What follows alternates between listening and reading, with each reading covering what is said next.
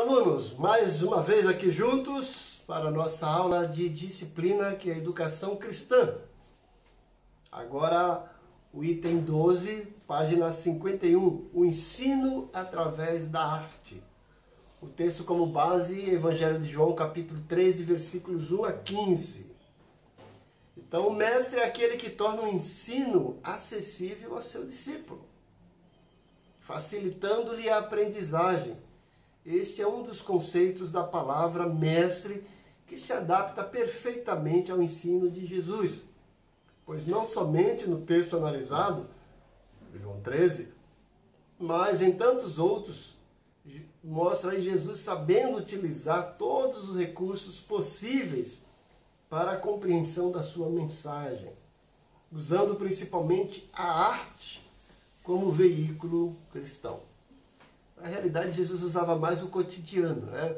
Então, Jesus era um mestre em usar os recursos pedagógicos no dia a dia. Ele ensinava com simplicidade, fazia uso de coisas, atividades rotineiras para ensinar a respeito do reino de Deus, né? E como ele deu-nos exemplo, vamos conhecer um pouco mais sobre esse recurso utilizado por Cristo.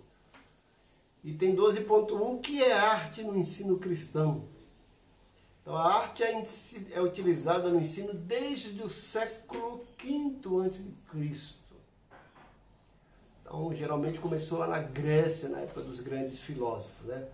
Quando através de representações, tragédias, comédias, o povo era levado a refletir sobre o destino de quem era bom ou mal, conduzindo-os à prática do bem. No ensino cristão, de acordo com a Bíblia, é utilizado desde o livro de Êxodo até os tempos de Cristo. Passemos então a analisar o que é arte dentro do conceito cristão. É ensinar a verdade através de símbolos. Então, a simbologia é muito útil, é uma ferramenta fantástica no ensino, na didática, né? Na construção do tabernáculo, sob a orientação direta do Senhor, conforme vemos em Êxodo 25:9, né? Moisés foi auxiliado por Bezalel e Aholiabe, e todo homem hábil a quem o Senhor dera habilidade e inteligência. Então eles aí fizeram aquela coisa, né?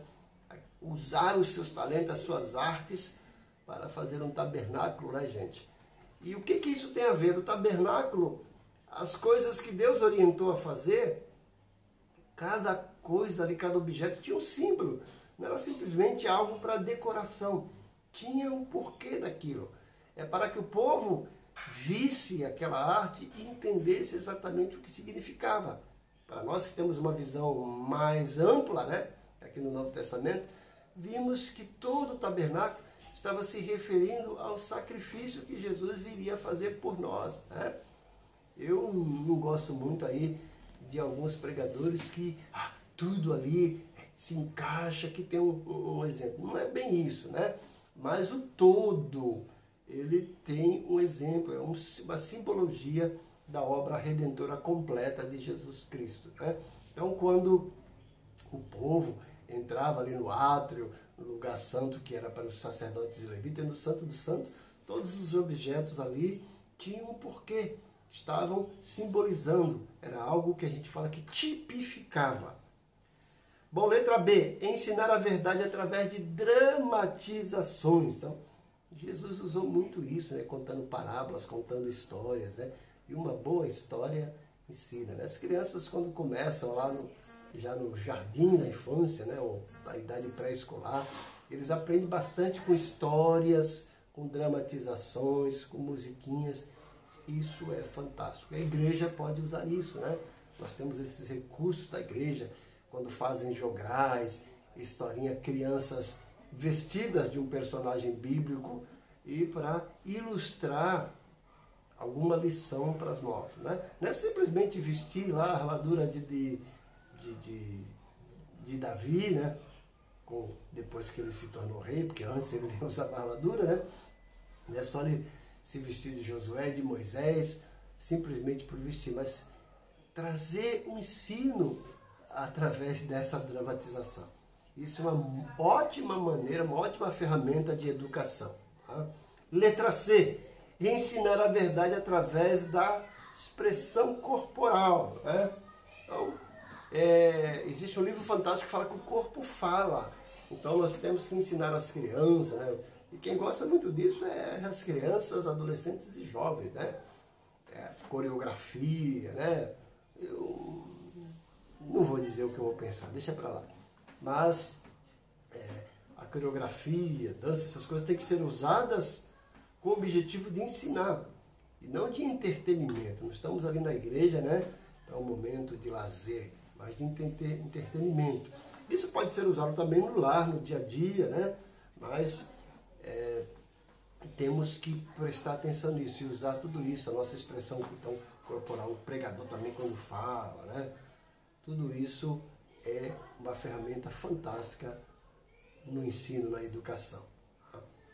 Por que utilizar a arte no ensino cristão? 12.2. Existem várias maneiras de se transmitir uma mensagem. E quando fazemos através da arte, além de trazer uma melhor compreensão da mesma, ainda conseguimos torná-la mais atrativa, propiciando a aprendizagem. E é sobre esse enfoque que analisaremos, né? Aí, o porquê se deve utilizar isso no ensino cristão, certo? Vamos lá. Eu gostaria de dar um exemplo próprio disso, né? Sobre a questão da arte, como ser utilizado. Uma certa vez eu queria pregar sobre José. E o que eu fiz, né? Eu chamei uma irmã da igreja que gosta muito disso, de pintura, de arte, né? E me vesti como se fosse José. Então ela pegou lá, né, me pintou, né? E ela fez isso antes do culto. E eu fiquei lá atrás da igreja, né? Avisei lá para o pregador, para avisar que teria um pregador de fora. Então começou o culto, lá quem chegou lá não me viu, eu estava lá escondido. E só prestando atenção. Quando ele anunciou, né, mandaram me chamar, e eu fui lá tudo vestido assim a caráter de José, tal. E eu cheguei vestido e disse: boa noite a todos, eu me chamo José. Quero contar para vocês a minha história, né? Quando eu comecei a falar isso, eu lembro que algumas crianças apontaram e falaram: é o pastor. E a partir dali, gente, vestido de José, dramatizando, eu contei a história de José e no final trouxe um ensino a respeito daquela história. Então, a gente deve usar esses recursos que são fantásticos na educação, no ensino da palavra de Deus. Para qualquer idade, tá, gente? A gente vê isso que tinha muito antigamente na igreja, hoje está tão escasso, tão carente. Fantoches, né? Contar historinhas com fantoches era fantástico. As crianças adoram isso ainda, né? Hoje a gente está aí se tornando refém do celular e as crianças estão perdendo essa oportunidade grande de serem educadas. Então, letra A é comprovada a sua eficácia. A Grécia usava muito isso, né? Os gregos no teatro, né? E a igreja também deve usar, fazer teatros evangélicos, contar historinhas, né? Se dramatizar, porque a criança e o jovem adolescente vive o personagem, então ele vai entender a história. Letra B, porque torna a mensagem mais atrativa. Então, você usa um recurso a mais que vai tornar aquela mensagem mais agradável e mais dinâmica, não aquela coisa monótona, né? Então a gente tem que aprender a diversificar bastante na questão das mensagens. 12.3. Como utilizar a arte no ensino cristão? Não existe uma única fórmula, né, para se utilizar a arte no ensino cristão. Porque a própria arte é composta de várias linguagens, ciências, plástica, expressão corporal, música, né?